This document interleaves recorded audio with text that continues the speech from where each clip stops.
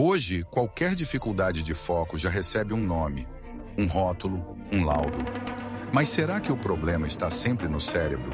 Ou no ambiente em que esse cérebro está inserido? Essa conversa não é para negar condições neurológicas reais.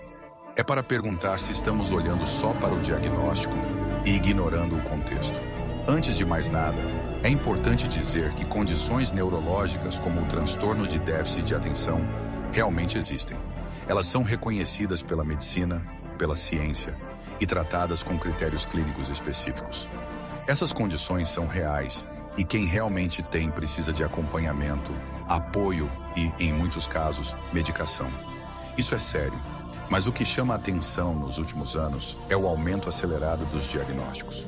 No Brasil e em muitos outros lugares do mundo, a quantidade de pessoas diagnosticadas com dificuldades de atenção cresceu exponencialmente. Nos Estados Unidos, por exemplo, mais de 11% das crianças entre 3 e 17 anos já receberam esse tipo de avaliação clínica. E isso não é um número pequeno. No entanto, me faz pensar, será que esse crescimento acontece porque estamos diagnosticando melhor? Fala, não me diga! Ah, agora eu entendi! Hoje, o cérebro humano vive sob uma pressão constante de estímulos. Vivemos uma era de hiperexposição. Temos comida cheia de açúcar e gordura desde os primeiros anos de vida. Temos desenhos e vídeos acelerados, com cortes rápidos e mudanças bruscas. E claro, temos as redes sociais, com aplicativos que recompensam cada deslizada de dedo. Tudo isso tem um impacto no nosso cérebro. Em média, crianças passam mais de 2 horas por dia em redes sociais. E isso não é pouca coisa. Esses estímulos diários que nunca param de chegar acabam afetando a nossa capacidade de concentração e atenção. Se um dia isso não foi tão evidente, hoje não há mais como ignorar. O cérebro se acostuma com o rápido, com a recompensa imediata, e a capacidade de manter o foco por mais tempo vai diminuindo. Aí entra um dado importante. Uma análise científica que envolveu mais de 80 mil crianças mostrou que aquelas que passam mais de 2 horas diárias em telas têm um risco maior de apresentar sinais de desatenção e impulsividade. Isso não significa que a tela é a única causa, mas é uma relação que não podemos ignorar. Não podemos mais olhar para o uso de tecnologias e dizer que ele não afeta o cérebro. É impossível. E aqui entra o problema com a medicalização. Muitas vezes, o laudo, que deveria ser um ponto de partida para um diagnóstico bem feito, vira um ponto final.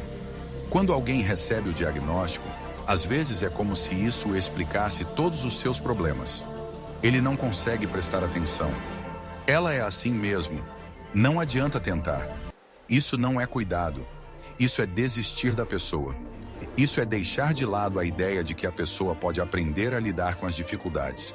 E o mais preocupante, em vez de revermos o estilo de vida, a rotina, o sono, a alimentação ou até o tempo excessivo de tela, o que muitos fazem é buscar o caminho mais rápido, que é a medicação. Mas remédio não é vilão. Eu sei disso. O problema é que a medicação acaba sendo usada como uma solução padrão para um problema que pode estar em outro lugar.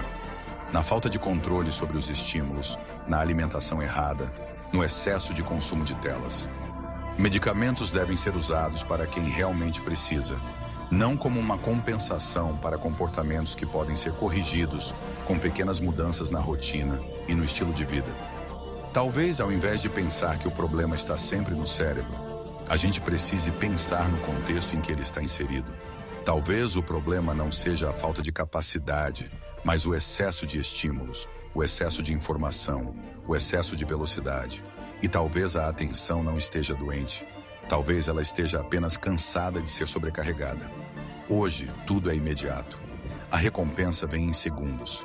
A informação é dada de forma acelerada.